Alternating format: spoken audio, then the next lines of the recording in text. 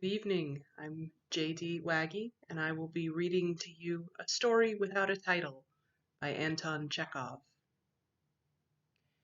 In the 5th century, just as now, the sun rose every morning and every evening it retired to rest. In the morning, when the first rays kissed the dew, the earth revived. The air was filled with the sounds of rapture and hope, while in the evening the same earth subsided into silence and plunged into gloomy darkness. One day was like another, one night like another. From time to time a storm cloud raced up, and there was the angry rumble of thunder, or a negligent star fell out of the sky, or a pale monk ran to tell the brotherhood that not far from the monastery he had seen a tiger, and that was all, and then each day was like the next. The monks worked and prayed, and their Father Superior played on the organ, made Latin verses, and wrote music. The wonderful old man possessed an extraordinary gift. He played on the organ with such art that even the oldest monks, whose hearing had grown somewhat dull toward the end of their lives, could not restrain their tears when the sounds of the organ floated from his cell.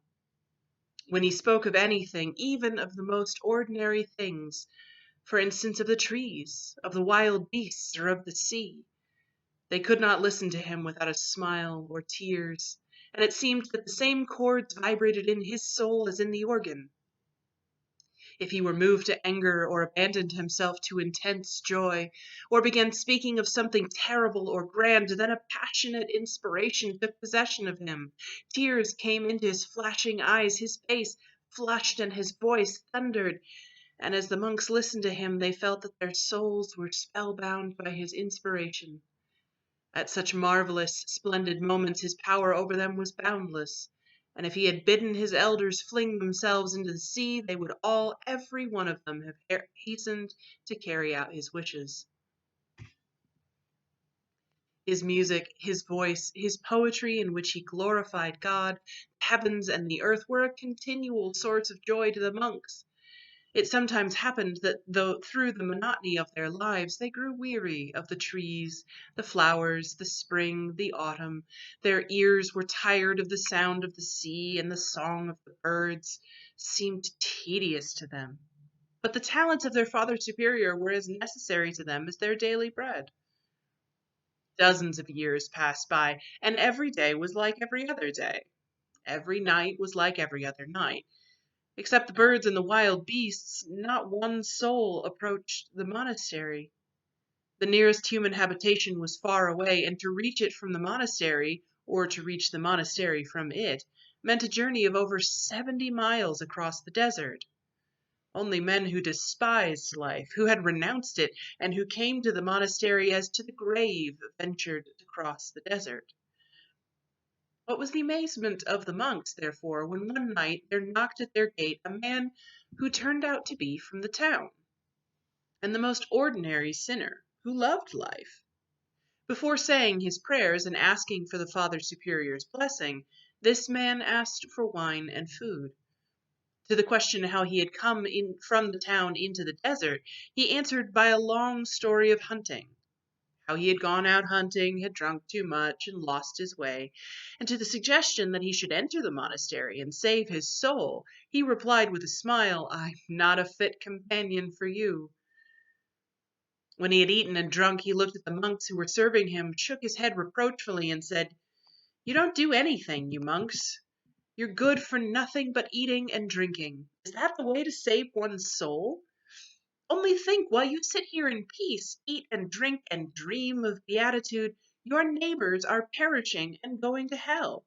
You should see what's going on in the town. Some are dying of hunger, others not knowing what to do with their gold, sink into profligacy, and perish like flies stuck in honey. There's no faith, no truth in men. Whose task is it to save them? Whose work is it to preach to them? It is not for me, drunk from morning till night as I am. Can a meek spirit, a loving heart, and faith in God have been given you for you to sit here within four walls doing nothing?" The townsmen's drunken words were insolent and unseemly, but they had a strange effect upon the Father Superior. The old man exchanged glances with his monks, turned pale, and said, "My brothers, he speaks the truth. Indeed, poor people in their weakness and lack of understanding are perishing in vice and infidelity, while we do not move, as though it did not concern us. Why should I not go and remind them of the Christ whom they have forgotten?" The townsman's words had carried the old man away. The next day he took his staff, said farewell to the brotherhood, and set off for the town, and the monks were left without music, and without his speeches and verses. They spent a month drearily, then a second, but the old man did not come back. At last, after 3 months had passed, the familiar tap of his staff was heard. The monks flew to meet him and showered questions upon him, but instead of being delighted to see them, he wept bitterly and did not utter a word. The monks noticed that he looked greatly aged and had grown thinner. His face looked exhausted and wore an expression of profound sadness, and when he wept he had the air of a man who has been outraged. The monks fell to weeping too, and began with sympathy asking him why he was weeping, why his face was so gloomy, but he locked himself in his cell without uttering a word. For 7 days he sat in his cell, eating and drinking nothing, weeping and not playing on his organ. To knocking at his door and to the entreaties of the monks to come out and share his grief with them, he replied with unbroken silence. At last he came out, gathering all the monks around him with a tear-stained face and with an expression of grief and indignation. He began telling them of what had befallen him during those 3 months. His voice was calm and his eyes were smiling while he described his journey from the monastery to the town. On the road, he told them, the birds sang to him, the brooks gurgled, and sweet youthful hopes agitated his soul. He marched on and felt like a soldier going to battle, confident of victory. He walked on dreaming and composing poems and hymns, and reached the end of his journey without noticing it. But his voice quivered.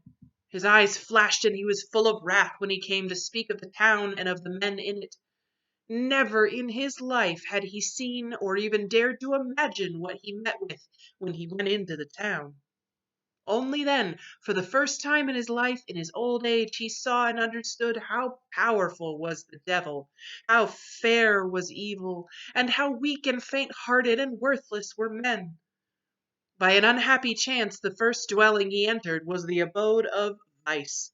Some 50 men in possession of much money were eating and drinking wine beyond measure.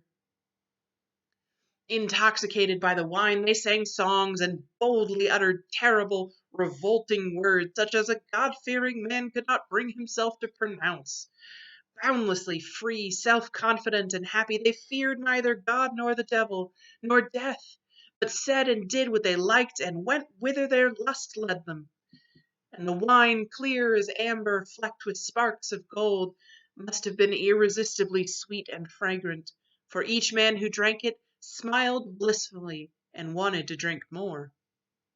To the smile of a man it responded with a smile and sparkled joyfully when they drank it, as though they knew the devilish charm it kept hidden in its sweetness. The old man, growing more and more incensed and weeping with wrath, went on to describe what he had seen. On a table in the midst of the revelers, he said, stood a sinful, half-naked woman. It was hard to imagine or to find in nature anything more lovely and fascinating. This young, long-haired, dark-skinned woman with black eyes and full lips, shameless and insolent, showed her snow-white teeth and smiled as though to say, "Look how shameless, how beautiful I am." Silk and brocade fell in lovely folds from her shoulders, but her beauty would not hide itself under her clothes. It eagerly thrust itself through the folds like the young grass through the ground in spring. The shameless woman drank wine, sang songs, and abandoned herself to anyone who wanted her. Then the old man ran wrathfully brandishing his arms, described the horse races, the bullfights, the theaters, the artist studios where they painted naked women or molded them of clay. He spoke with inspiration, with sonorous beauty, as though he were playing on unseen chords, while the monks, petrified, greedily drank in his words and gasped with rapture. After describing all the charms of the devil, the beauty of evil, and the fascinating grace of the dreadful female form, the old man cursed the devil, turned and shut himself up in his cell. When he came out of his cell in the morning, there was not a monk left in the monastery, for they had all fled to the town.